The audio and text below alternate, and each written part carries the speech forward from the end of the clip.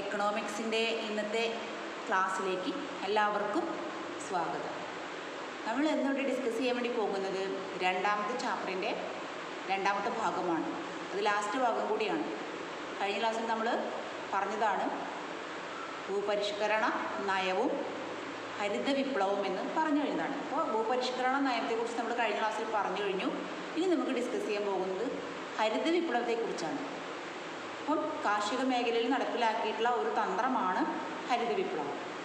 കാർഷികോൽപ്പന്നം ഗണ്യമായ രീതിയിൽ വർദ്ധിപ്പിക്കുന്നതിന് വേണ്ടി കാർഷിക മേഖലയിൽ നടപ്പിലാക്കിയ ഒരു കാർഷിക തന്ത്രമാണ് ഹരിത വിപ്ലവം. അപ്പോൾ ഹരിത വിപ്ലവത്തിൻ്റെ പ്രധാനപ്പെട്ട ഘടകങ്ങൾ എന്തൊക്കെയാണെന്ന് നമുക്ക് നോക്കാം.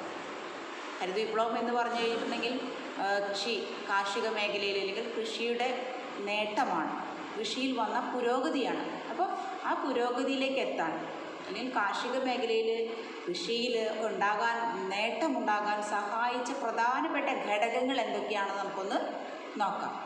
ഒന്നാമതായിട്ട് പറയുന്നത് അത്യുൽപാദന ശേഷിയുള്ള വിത്തിനങ്ങളാണ്. അപ്പോൾ HYV സീഡ്സ് ഉപയോഗിച്ചു എന്നുള്ളതാണ് ഒന്നാമത്തെ ഘടകം. രണ്ടാമതായിട്ട് രാസവളങ്ങളും രാസകീടനാശിനികളും ഉപയോഗിച്ചു. അപ്പോൾ രണ്ടാമതായിട്ട് രാസവളങ്ങളും രാസകീടനാശിനികളും. മൂന്നാമതായിട്ട് ജലസേചന സൗകര്യങ്ങൾ, ആവശ്യത്തിന് ജലസേചന സൗകര്യങ്ങൾ കൊടുത്തു എന്നുള്ളതാണ്. നാലാമതായിട്ട് പറയുന്നത് മോഡേൺ ഉപകരണങ്ങൾ ഉപയോഗിച്ചു. കൃഷിക്ക് ആവശ്യമായിട്ടുള്ള മോഡേൺ ടെക്നോളജി, പമ്പ് സെറ്റുകൾ, അതുപോലെ ട്രാക്ടറുകൾ തുടങ്ങിയിട്ടുള്ള മോഡേൺ ഉപകരണങ്ങൾ ഉപയോഗിച്ചു എന്നുള്ളതാണ് കാർഷിക മേഖലയിലെ അല്ലെങ്കിൽ നമ്മുടെ ഹരിത വിപ്ലവത്തിലെ നാലാമത്തെ ഘടകം എന്ന് പറയുന്നത്. പിന്നെ പറയുന്നത് എന്താ വെച്ചാൽ കുറഞ്ഞ പലിശയ്ക്ക് കർഷകർക്ക് ആവശ്യമായിട്ടുള്ള സഹായം നൽകി എന്നുള്ളത് ഒരു പ്രധാനപ്പെട്ട ഘടകമാണ്. ഈ ഘടകങ്ങളെല്ലാം കൂടി എന്ന് ചേർന്നപ്പോൾ നമ്മുടെ കാർഷിക മേഖലയിൽ എന്തുണ്ടായി എന്ന് നമുക്ക് മനസ്സിലാക്കാൻ പറ്റുന്നു. കൃഷിയുടെ കാര്യത്തിൽ വളരെയധികം വർധനവ് ഉണ്ടായി. ഇതിനെയാണ് നമ്മൾ ഹരിത വിപ്ലവം എന്നതുകൊണ്ട് ഉദ്ദേശിക്കുന്നത്. അപ്പോൾ നമ്മൾ അതുവരെ കൃഷി ചെയ്തിരുന്ന പോലെയല്ല, കൃഷിയിൽ എന്തുണ്ടായി, ഒരു പുത്തൻ ഉണർവുണ്ടായി. ധാരാളം കാർഷിക ഉൽപ്പന്നങ്ങൾ നമുക്ക് ലഭിക്കാൻ തുടങ്ങി എന്നുള്ളതാണ്. അപ്പോൾ അടുത്തതായിട്ട് നമ്മൾ നോക്കുന്നത് ഈ ഹരിത വിപ്ലവത്തിൻ്റെ നേട്ടങ്ങൾ എന്തൊക്കെയാണ് നമുക്ക് നോക്കാം. ഹരിത വിപ്ലവത്തിൻ്റെ നേട്ടങ്ങൾ. അപ്പോൾ ഇന്ത്യ എന്തായി, സ്വയം പര്യാപ്തത നേടി. എന്തിൻ്റെ കാര്യത്തിൽ? ഭക്ഷ്യധാന്യങ്ങളുടെ കാര്യത്തിൽ ഇന്ത്യ സ്വയം പര്യാപ്തത നേടി എന്നുള്ളതാണ് ഒന്നാമത്തെ ബെനിഫിറ്റ് എന്ന് പറയുന്നത്. രണ്ടാമതായിട്ട് ഇന്ത്യക്ക് എന്തായി, വിപണിയിൽ കച്ചവടം ചെയ്യാനുള്ള മിച്ചം മാറ്റിവെക്കാൻ ഉണ്ടായി എന്നതാണ്. കർഷകർക്ക് ആവശ്യമായിട്ടുള്ള ധാന്യങ്ങളെല്ലാം എടുത്തതിന് ശേഷം വിപണിയിൽ കച്ചവടം ചെയ്യുന്നതിന് നമുക്ക് മാറ്റിവെക്കാനുള്ള ധാന്യങ്ങളും ലഭ്യമാകാൻ തുടങ്ങി. മൂന്നാമതായിട്ട് നമ്മൾ എന്താ പറയുന്നത് വെച്ചിട്ടുണ്ടെങ്കിൽ ദരിദ്രർക്ക്, ഇപ്പോൾ നമ്മുടെ ഇന്ത്യയിലുള്ള ദരിദ്ര ജനവിഭാഗങ്ങൾക്ക് വളരെയധികം അനുഗ്രഹമായി. എന്താ കാരണം? ധാരാളം ധാന്യങ്ങൾ കൃഷിയിലൂടെ വികസിപ്പിക്കാൻ അല്ലെങ്കിൽ ഉൽപ്പാദിപ്പിക്കാൻ കഴിഞ്ഞതോടുകൂടി എന്താ പറയുക, നമ്മളുടെ ഭക്ഷ്യധാന്യങ്ങൾക്കൊക്കെ വില കുറഞ്ഞു. അപ്പോൾ ഈ വില കുറഞ്ഞത് കാരണം അത് ആരെയാണ് കൂടുതലായിട്ട് സഹായിച്ചത്? ദരിദ്ര ജനവിഭാഗങ്ങളെ അത് കൂടുതലായിട്ട് സഹായിക്കുകയാണ് ചെയ്തത്. പിന്നെ നമുക്ക് എന്താണ്, അടുത്ത പോയിന്റിലേക്ക് പോകാം. അടുത്ത നേട്ടം എന്ന് പറയുന്നത് നമുക്ക് ഭക്ഷ്യധാന്യങ്ങളുടെ കാര്യത്തിലും മറ്റു രാജ്യങ്ങളെ ആശ്രയിക്കുന്നത് കുറഞ്ഞു.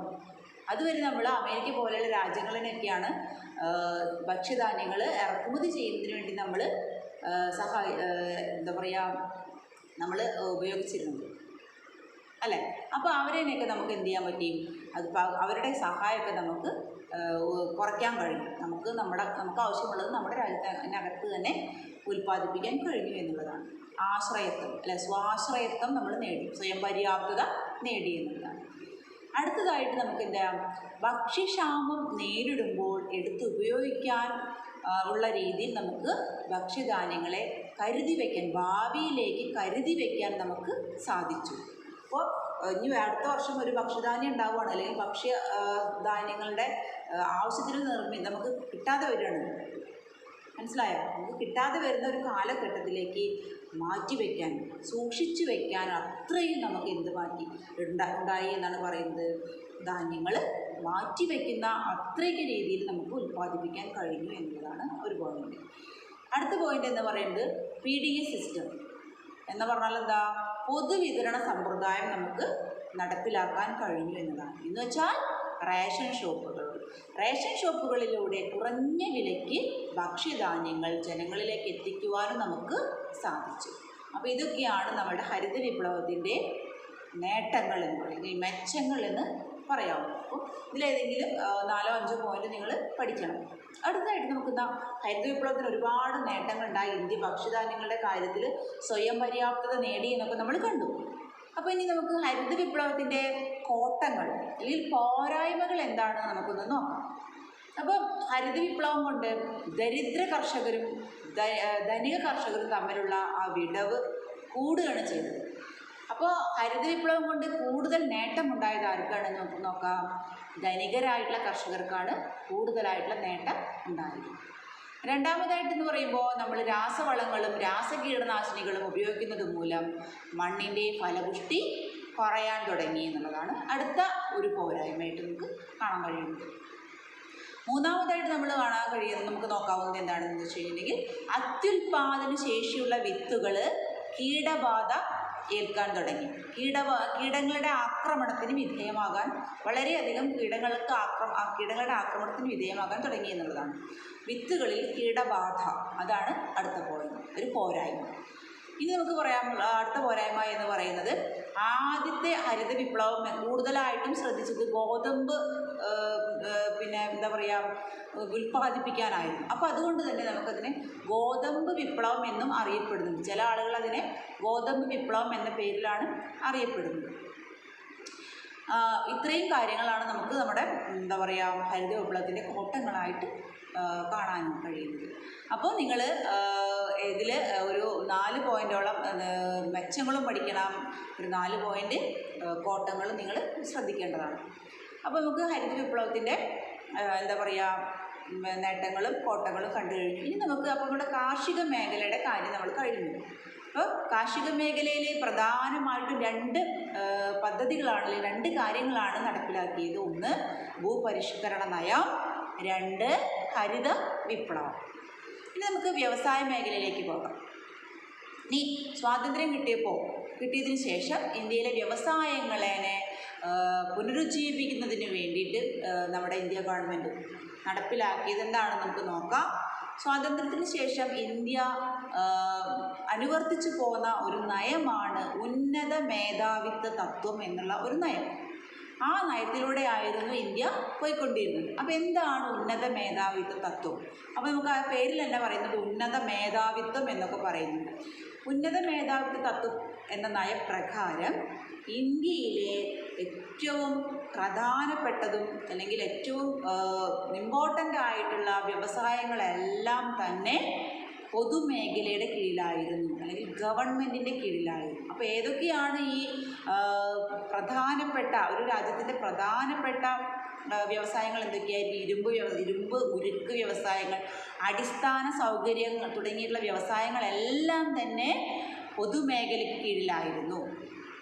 അതിനെയാണ് നമ്മൾ ഉന്നത മേധാവിത്വ തത്വം എന്ന് പറയുന്നത്. ഈ തത്വത്തിൽ ഊന്നിയിട്ടുള്ള ഒരു രീതിയായിരുന്നു നമ്മൾ ഇന്ത്യ ഫോളോ ചെയ്തിരുന്നത്. എന്നാൽ 1956 വ്യവസായ നയപ്രമേയം, പുതിയൊരു വ്യവസായ നയപ്രമേയം പാസ്സാക്കി 1956.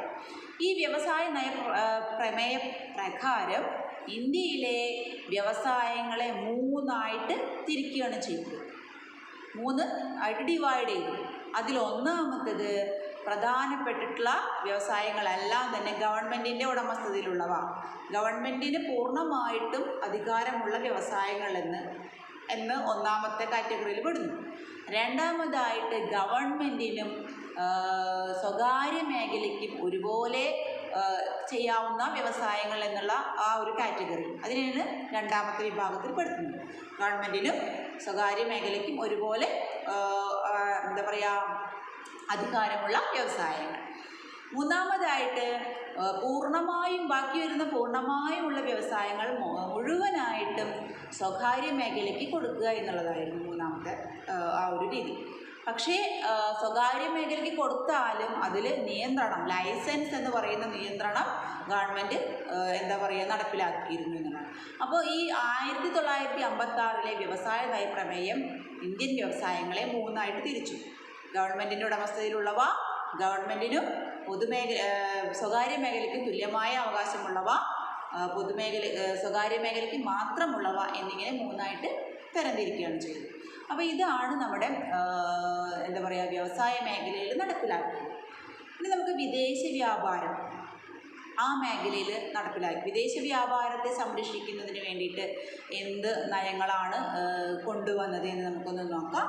അപ്പോൾ വിദേശ വ്യാപാരത്തെ സംരക്ഷിക്കുന്നതിന് വേണ്ടി, അല്ലെങ്കിൽ നമ്മുടെ ഇന്ത്യയിലെ വ്യവസായങ്ങളെ സംരക്ഷിക്കുന്നതിന് വേണ്ടിയിട്ട് ഇന്ത്യ ഗവൺമെൻറ് കൊണ്ടുവന്ന ഒരു നയമാണ് ഇറക്കുമതിക്ക് ബദൽ എന്നുള്ള നയം.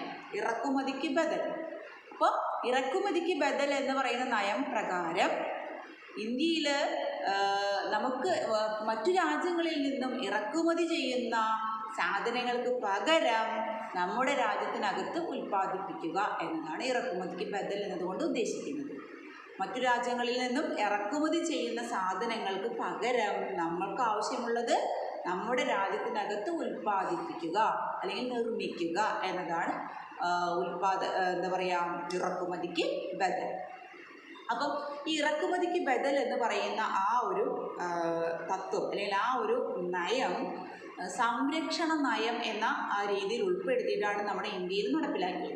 അപ്പോൾ സംരക്ഷണ നയം എന്ന് പറയുമ്പോൾ നമ്മുടെ ഇന്ത്യൻ വ്യവസായങ്ങളെ സംരക്ഷിക്കുക എന്നുള്ളതായിരുന്നു. നമ്മുടെ ഇന്ത്യൻ വ്യവസായം എന്ന് പറയുന്നത് ശൈശവ ദശയിലാണ്, നമ്മൾ ആരംഭിച്ചിട്ടേ ഉള്ളൂ.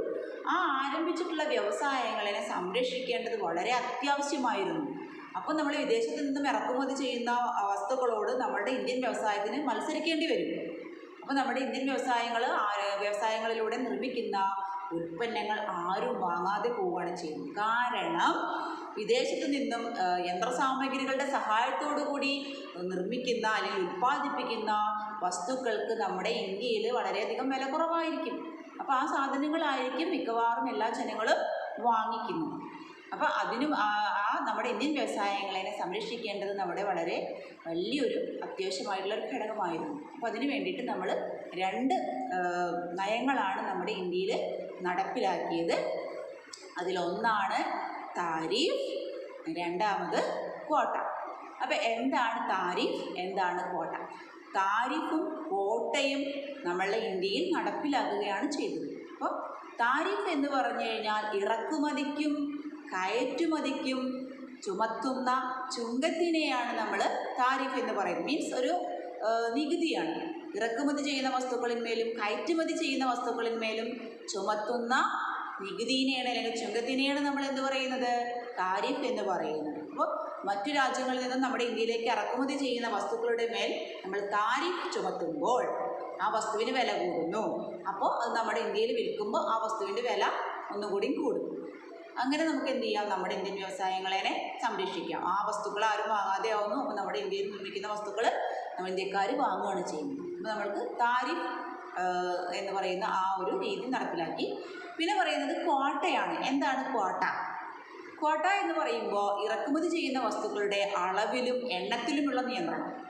ഒരു നിശ്ചിത അളവിലും അല്ലെങ്കിൽ നിശ്ചിത എണ്ണത്തിലുമുള്ള വസ്തുക്കൾ ഇന്ത്യയിലേക്ക് ഇറക്കുമതി ചെയ്യാം എന്നതാണ് ക്വാട്ട കൊണ്ട് ഉദ്ദേശിക്കുന്നത്. അപ്പോൾ ഇത്രയും ഭാഗമാണ് നമുക്ക് നമ്മുടെ ഒരു ചെറിയൊരു കാര്യം കൂടി പറയാം. വേറൊരു ടോപ്പിക് കൂടിയുണ്ട്. അത് ചെറുകിട വ്യവസായങ്ങളാണ്. അപ്പോൾ വ്യവസായങ്ങളുടെ കൂട്ടത്തിലുള്ളത് തന്നെയാണ് ചെറുകിട വ്യവസായങ്ങൾ. അപ്പോൾ എന്താണ് ചെറുകിട വ്യവസായങ്ങൾ നമുക്ക് നോക്കാം.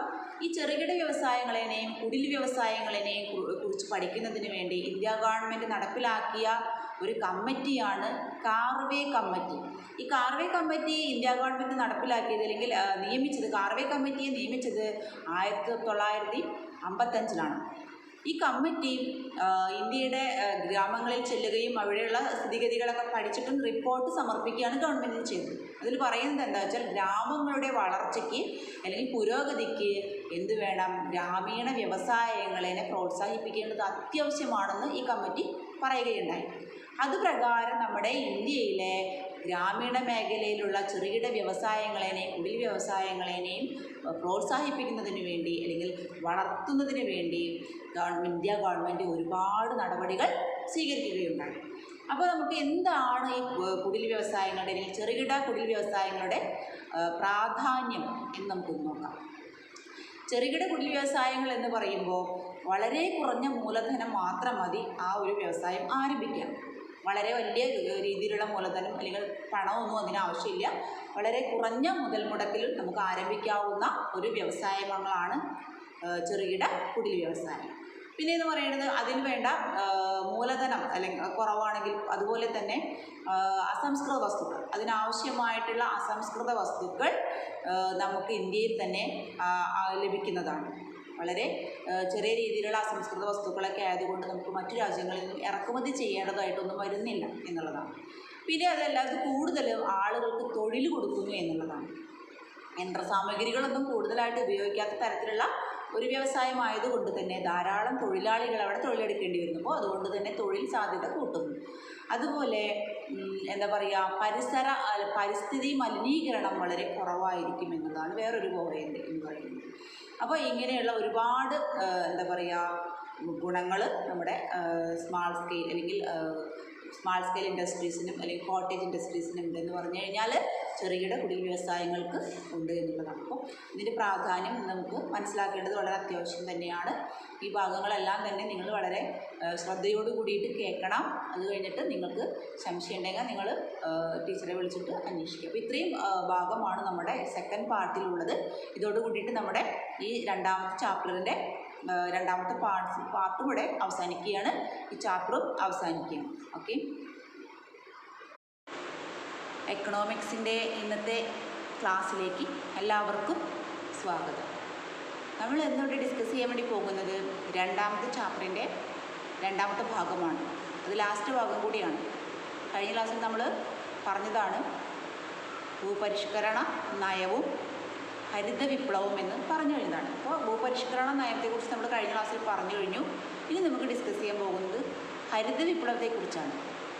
അപ്പം കാർഷിക മേഖലയിൽ നടപ്പിലാക്കിയിട്ടുള്ള ഒരു തന്ത്രമാണ് ഹരിത വിപ്ലവം. കാർഷികോൽപ്പന്നം ഗണ്യമായ രീതിയിൽ വർദ്ധിപ്പിക്കുന്നതിന് വേണ്ടി കാർഷിക മേഖലയിൽ നടപ്പിലാക്കിയ ഒരു കാർഷിക തന്ത്രമാണ് ഹരിത വിപ്ലവം. അപ്പോൾ ഹരിത വിപ്ലവത്തിൻ്റെ പ്രധാനപ്പെട്ട ഘടകങ്ങൾ എന്തൊക്കെയാണെന്ന് നമുക്ക് നോക്കാം. ഹരിത വിപ്ലവം എന്ന് പറഞ്ഞു കഴിഞ്ഞിട്ടുണ്ടെങ്കിൽ കാർഷിക മേഖലയിൽ അല്ലെങ്കിൽ കൃഷിയുടെ നേട്ടമാണ്, കൃഷിയിൽ വന്ന പുരോഗതിയാണ്. അപ്പോൾ ആ പുരോഗതിയിലേക്ക് എത്താൻ അല്ലെങ്കിൽ കാർഷിക മേഖലയിൽ കൃഷിയിൽ നേട്ടമുണ്ടാകാൻ സഹായിച്ച പ്രധാനപ്പെട്ട ഘടകങ്ങൾ എന്തൊക്കെയാണെന്ന് നമുക്കൊന്ന് നോക്കാം. ഒന്നാമതായിട്ട് പറയുന്നത് അത്യുൽപാദന ശേഷിയുള്ള വിത്തിനങ്ങളാണ്. അപ്പോൾ HYV സീഡ്സ് ഉപയോഗിച്ചു എന്നുള്ളതാണ് ഒന്നാമത്തെ ഘടകം. രണ്ടാമതായിട്ട് രാസവളങ്ങളും രാസകീടനാശിനികളും ഉപയോഗിച്ചു. അപ്പോൾ രണ്ടാമതായിട്ട് രാസവളങ്ങളും രാസകീടനാശിനികളും. മൂന്നാമതായിട്ട് ജലസേചന സൗകര്യങ്ങൾ, ആവശ്യത്തിന് ജലസേചന സൗകര്യങ്ങൾ കൊടുത്തു എന്നുള്ളതാണ്. നാലാമതായിട്ട് പറയുന്നത് മോഡേൺ ഉപകരണങ്ങൾ ഉപയോഗിച്ചു. കൃഷിക്ക് ആവശ്യമായിട്ടുള്ള മോഡേൺ ടെക്നോളജി, പമ്പ് സെറ്റുകൾ, അതുപോലെ ട്രാക്ടറുകൾ തുടങ്ങിയിട്ടുള്ള മോഡേൺ ഉപകരണങ്ങൾ ഉപയോഗിച്ചു എന്നുള്ളതാണ് കാർഷിക മേഖലയിലെ അല്ലെങ്കിൽ നമ്മുടെ ഹരിത വിപ്ലവത്തിലെ നാലാമത്തെ ഘടകം എന്ന് പറയുന്നത്. പിന്നെ പറയുന്നത് എന്താ വെച്ചാൽ കുറഞ്ഞ പലിശയ്ക്ക് കർഷകർക്ക് ആവശ്യമായിട്ടുള്ള സഹായം നൽകി എന്നുള്ളത് ഒരു പ്രധാനപ്പെട്ട ഘടകമാണ്. ഈ ഘടകങ്ങളെല്ലാം കൂടി അങ്ങ് ചേർന്നപ്പോൾ നമ്മുടെ കാർഷിക മേഖലയിൽ എന്തുണ്ടായി എന്ന് നമുക്ക് മനസ്സിലാക്കാൻ പറ്റുന്നു. കൃഷിയുടെ കാര്യത്തിൽ വളരെയധികം വർധനവ് ഉണ്ടായി. ഇതിനെയാണ് നമ്മൾ ഹരിത വിപ്ലവം എന്നതുകൊണ്ട് ഉദ്ദേശിക്കുന്നത്. അപ്പോൾ നമ്മൾ അതുവരെ കൃഷി ചെയ്തിരുന്ന പോലെയല്ല, കൃഷിയിൽ എന്തുണ്ടായി, ഒരു പുത്തൻ ഉണർവുണ്ടായി. ധാരാളം കാർഷിക ഉൽപ്പന്നങ്ങൾ നമുക്ക് ലഭിക്കാൻ തുടങ്ങി എന്നുള്ളതാണ്. അപ്പോൾ അടുത്തതായിട്ട് നമ്മൾ നോക്കുന്നത് ഈ ഹരിത വിപ്ലവത്തിൻ്റെ നേട്ടങ്ങൾ എന്തൊക്കെയാണ് നമുക്ക് നോക്കാം. ഹരിത വിപ്ലവത്തിൻ്റെ നേട്ടങ്ങൾ അപ്പോൾ ഇന്ത്യ എന്തായി? സ്വയം പര്യാപ്തത നേടി. എന്തിൻ്റെ കാര്യത്തിൽ? ഭക്ഷ്യധാന്യങ്ങളുടെ കാര്യത്തിൽ ഇന്ത്യ സ്വയം പര്യാപ്തത നേടി എന്നുള്ളതാണ് ഒന്നാമത്തെ ബെനിഫിറ്റ് എന്ന് പറയുന്നത്. രണ്ടാമതായിട്ട് ഇന്ത്യക്ക് എന്തായി? വിപണിയിൽ കച്ചവടം ചെയ്യാനുള്ള മിച്ചം മാറ്റിവെക്കാൻ ഉണ്ടായി എന്നാണ്. കർഷകർക്ക് ആവശ്യമായിട്ടുള്ള ധാന്യങ്ങളെല്ലാം എടുത്തതിന് ശേഷം വിപണിയിൽ കച്ചവടം ചെയ്യുന്നതിന് നമുക്ക് മാറ്റിവെക്കാനുള്ള ധാന്യങ്ങളും ലഭ്യമാകാൻ തുടങ്ങി. മൂന്നാമതായിട്ട് നമ്മൾ എന്താ പറയുന്നത് വെച്ചിട്ടുണ്ടെങ്കിൽ ദരിദ്രർക്ക്, ഇപ്പോൾ നമ്മുടെ ഇന്ത്യയിലുള്ള ദരിദ്ര ജനവിഭാഗങ്ങൾക്ക് വളരെയധികം അനുഗ്രഹമായി. എന്താ കാരണം? ധാരാളം ധാന്യങ്ങൾ കൃഷിയിലൂടെ വികസിപ്പിക്കാൻ അല്ലെങ്കിൽ ഉൽപ്പാദിപ്പിക്കാൻ കഴിഞ്ഞതോടുകൂടി എന്താ പറയുക, നമ്മളുടെ ഭക്ഷ്യധാന്യങ്ങൾക്കൊക്കെ വില കുറഞ്ഞു. അപ്പോൾ ഈ വില കുറഞ്ഞത് കാരണം അത് ആരെയാണ് കൂടുതലായിട്ട് സഹായിച്ചത്? ദരിദ്ര ജനവിഭാഗങ്ങളെ അത് കൂടുതലായിട്ട് സഹായിക്കുകയാണ് ചെയ്തത്. പിന്നെ നമുക്ക് എന്താണ് അടുത്ത പോയിന്റിലേക്ക് പോകാം. അടുത്ത എന്താ പറയുക നേട്ടം എന്ന് പറയുന്നത് നമുക്ക് ഭക്ഷ്യധാന്യങ്ങളുടെ കാര്യത്തിലും മറ്റു രാജ്യങ്ങളെ ആശ്രയിക്കുന്നത് കുറഞ്ഞു. അതുവരെ നമ്മൾ അമേരിക്ക പോലെയുള്ള രാജ്യങ്ങളിനൊക്കെയാണ് ഭക്ഷ്യധാന്യങ്ങൾ ഇറക്കുമതി ചെയ്യുന്നതിന് വേണ്ടി നമ്മൾ എന്താ പറയുക നമ്മൾ ഉപയോഗിച്ചിരുന്നത് അല്ലേ. അപ്പോൾ അവരെയൊക്കെ നമുക്ക് എന്ത് ചെയ്യാൻ പറ്റി? അത് അവരുടെ സഹായമൊക്കെ നമുക്ക് കുറയ്ക്കാൻ കഴിയും. നമുക്ക് ആവശ്യമുള്ളത് നമ്മുടെ രാജ്യത്തിനകത്ത് തന്നെ ഉൽപ്പാദിപ്പിക്കാൻ കഴിഞ്ഞു എന്നുള്ളതാണ്. ആശ്രയത്വം അല്ലെ, സ്വാശ്രയത്വം നമ്മൾ നേടി, സ്വയം പര്യാപ്തത നേടി എന്നുള്ളതാണ്. അടുത്തതായിട്ട് നമുക്ക് എന്താ, ഭക്ഷ്യക്ഷാമം നേരിടുമ്പോൾ എടുത്തുപയോഗിക്കാൻ ഉള്ള രീതിയിൽ നമുക്ക് ഭക്ഷ്യധാന്യങ്ങളെ കരുതി വയ്ക്കാൻ, ഭാവിയിലേക്ക് കരുതി വയ്ക്കാൻ നമുക്ക് സാധിച്ചു. അപ്പോൾ ഇനി അടുത്ത വർഷം ഒരു ഭക്ഷ്യധാന്യം ഉണ്ടാവുകയാണ്, അല്ലെങ്കിൽ ഭക്ഷ്യധാന്യങ്ങളുടെ ആവശ്യത്തിന് നമുക്ക് കിട്ടാതെ വരികയാണ്, മനസ്സിലായോ? നമുക്ക് കിട്ടാതെ വരുന്ന ഒരു കാലഘട്ടത്തിലേക്ക് മാറ്റിവെക്കാൻ, സൂക്ഷിച്ചു വയ്ക്കാൻ അത്രയും നമുക്ക് ഉണ്ടായി എന്നാണ് പറയുന്നത്. ധാന്യങ്ങൾ മാറ്റിവെക്കുന്ന അത്രയ്ക്ക് രീതിയിൽ നമുക്ക് ഉൽപ്പാദിപ്പിക്കാൻ കഴിഞ്ഞു എന്നതാണ് ഒരു പോയിന്റ്. അടുത്ത പോയിന്റ് എന്ന് പറയുന്നത് PDS സിസ്റ്റം എന്ന് പറഞ്ഞാൽ എന്താ? പൊതുവിതരണ സമ്പ്രദായം നമുക്ക് നടപ്പിലാക്കാൻ കഴിഞ്ഞു എന്നതാണ്. എന്ന് വെച്ചാൽ റേഷൻ ഷോപ്പുകളിലൂടെ കുറഞ്ഞ വിലയ്ക്ക് ഭക്ഷ്യധാന്യങ്ങൾ ജനങ്ങളിലേക്ക് എത്തിക്കുവാനും നമുക്ക് സാധിച്ചു. അപ്പോൾ ഇതൊക്കെയാണ് നമ്മുടെ ഹരിത വിപ്ലവത്തിൻ്റെ നേട്ടങ്ങൾ എന്ന് പറയുന്നത്, മെച്ചങ്ങൾ എന്ന് പറയാം. അപ്പോൾ ഇതിലേതെങ്കിലും 4-5 പോയിന്റ് നിങ്ങൾ പഠിക്കണം. അടുത്തതായിട്ട് നമുക്ക് ഹരിത വിപ്ലവത്തിന് ഒരുപാട് നേട്ടങ്ങളുണ്ടായി. ഇന്ത്യ ഭക്ഷ്യധാന്യങ്ങളുടെ കാര്യത്തിൽ സ്വയം പര്യാപ്തത നേടി എന്നൊക്കെ നമ്മൾ കണ്ടു. അപ്പോൾ ഇനി നമുക്ക് ഹരിത വിപ്ലവത്തിൻ്റെ കോട്ടങ്ങൾ അല്ലെങ്കിൽ പോരായ്മകൾ എന്താണെന്ന് നമുക്കൊന്ന് നോക്കാം. അപ്പോൾ ഹരിത വിപ്ലവം കൊണ്ട് ദരിദ്ര കർഷകരും ധനിക കർഷകരും തമ്മിലുള്ള ആ വിടവ് കൂടുകയാണ് ചെയ്തത്. അപ്പോൾ ഹരിത വിപ്ലവം കൊണ്ട് കൂടുതൽ നേട്ടമുണ്ടായത് ആർക്കാണെന്ന് നമുക്ക് നോക്കാം. ധനികരായിട്ടുള്ള കർഷകർക്കാണ് കൂടുതലായിട്ടുള്ള നേട്ടം ഉണ്ടായത്.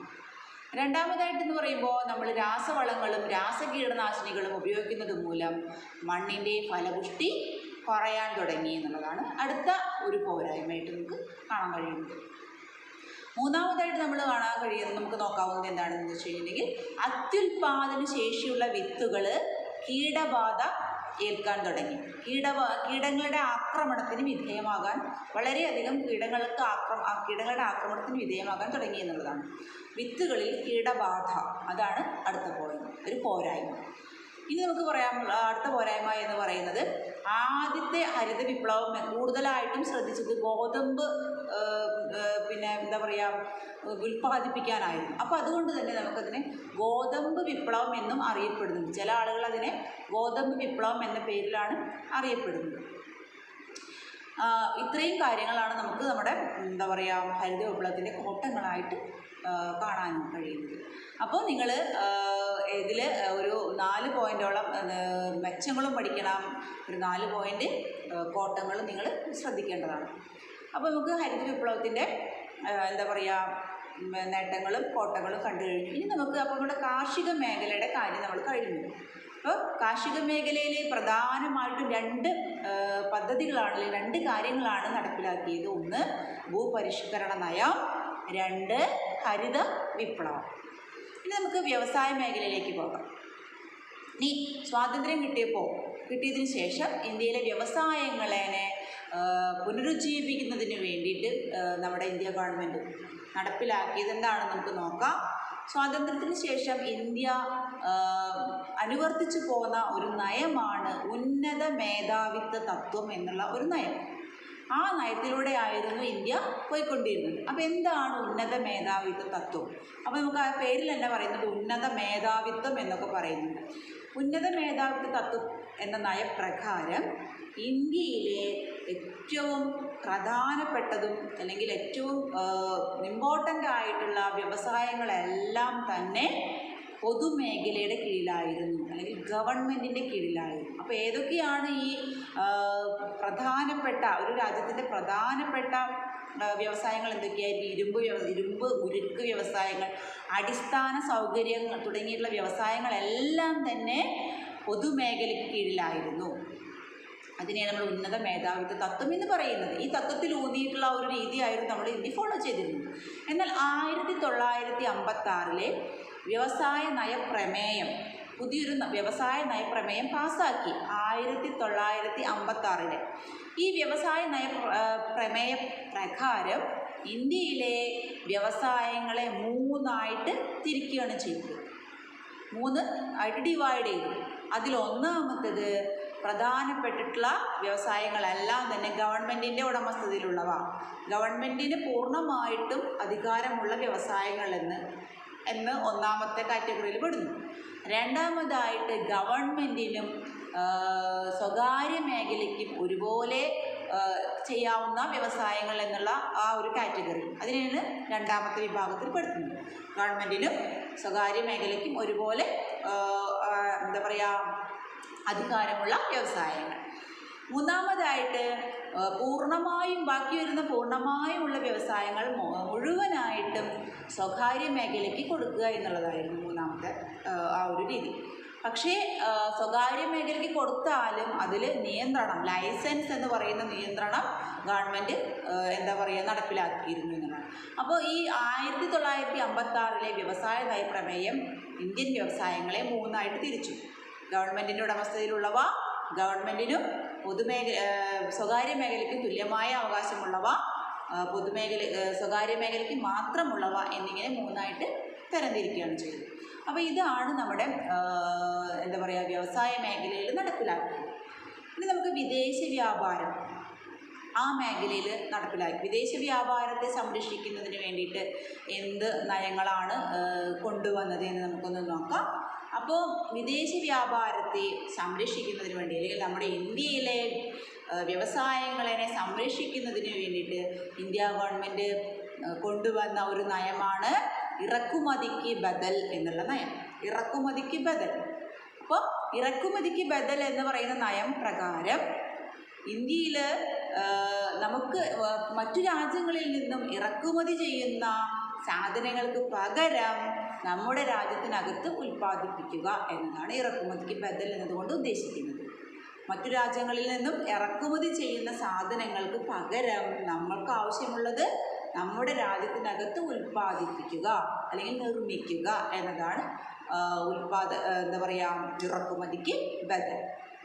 അപ്പം ഈ ഇറക്കുമതിക്ക് ബദൽ എന്ന് പറയുന്ന ആ ഒരു തത്വം അല്ലെങ്കിൽ ആ ഒരു നയം സംരക്ഷണ നയം എന്ന ആ രീതിയിൽ ഉൾപ്പെടുത്തിയിട്ടാണ് നമ്മുടെ ഇന്ത്യയിൽ നടപ്പിലാക്കിയത്. അപ്പോൾ സംരക്ഷണ നയം എന്ന് പറയുമ്പോൾ നമ്മുടെ ഇന്ത്യൻ വ്യവസായങ്ങളെ സംരക്ഷിക്കുക എന്നുള്ളതായിരുന്നു. നമ്മുടെ ഇന്ത്യൻ വ്യവസായം എന്ന് പറയുന്നത് ശൈശവ ദശയിലാണ്, നമ്മൾ ആരംഭിച്ചിട്ടേ ഉള്ളൂ.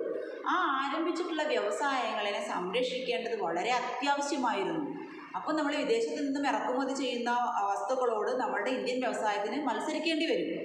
അപ്പോൾ നമ്മുടെ ഇന്ത്യൻ വ്യവസായങ്ങളിലൂടെ നിർമ്മിക്കുന്ന ഉൽപ്പന്നങ്ങൾ ആരും വാങ്ങാതെ പോവുകയാണ് ചെയ്യുന്നത്. കാരണം വിദേശത്ത് നിന്നും യന്ത്രസാമഗ്രികളുടെ സഹായത്തോടു കൂടി നിർമ്മിക്കുന്ന അല്ലെങ്കിൽ ഉൽപ്പാദിപ്പിക്കുന്ന വസ്തുക്കൾക്ക് നമ്മുടെ ഇന്ത്യയിൽ വളരെയധികം വില കുറവായിരിക്കും. അപ്പോൾ ആ സാധനങ്ങളായിരിക്കും മിക്കവാറും എല്ലാ ജനങ്ങളും വാങ്ങിക്കുന്നത്. അപ്പോൾ അതിനും നമ്മുടെ ഇന്ത്യൻ വ്യവസായങ്ങളെ സംരക്ഷിക്കേണ്ടത് നമ്മുടെ വളരെ വലിയൊരു അത്യാവശ്യമായിട്ടുള്ളൊരു ഘടകമായിരുന്നു. അപ്പോൾ അതിന് വേണ്ടിയിട്ട് നമ്മൾ 2 നയങ്ങളാണ് നമ്മുടെ ഇന്ത്യയിൽ നടപ്പിലാക്കിയത്. അതിലൊന്നാണ് താരിഫ്, രണ്ടാമത് ക്വാട്ട. അപ്പോൾ എന്താണ് താരിഫ്, എന്താണ് ക്വാട്ട? താരിഫും കോട്ടയും നമ്മളുടെ ഇന്ത്യയിൽ നടപ്പിലാക്കുകയാണ് ചെയ്തത്. അപ്പോൾ താരിഫ് എന്ന് പറഞ്ഞു കഴിഞ്ഞാൽ ഇറക്കുമതിക്കും കയറ്റുമതിക്കും ചുമത്തുന്ന ചുങ്കത്തിനെയാണ് നമ്മൾ താരിഫ് എന്ന് പറയുന്നത്. മീൻസ് ഒരു നികുതിയാണ്. ഇറക്കുമതി ചെയ്യുന്ന വസ്തുക്കളിന്മേലും കയറ്റുമതി ചെയ്യുന്ന വസ്തുക്കളിന്മേലും ചുമത്തുന്ന നികുതിനെയാണ് അല്ലെങ്കിൽ ചുങ്കത്തിനെയാണ് നമ്മൾ എന്ത് പറയുന്നത്? താരിഫ് എന്ന് പറയുന്നത്. അപ്പോൾ മറ്റു രാജ്യങ്ങളിൽ നിന്നും നമ്മുടെ ഇന്ത്യയിലേക്ക് ഇറക്കുമതി ചെയ്യുന്ന വസ്തുക്കളുടെ മേൽ നമ്മൾ താരിഫ് ചുമത്തുമ്പോൾ ആ വസ്തുവിന് വില കൂടുന്നു.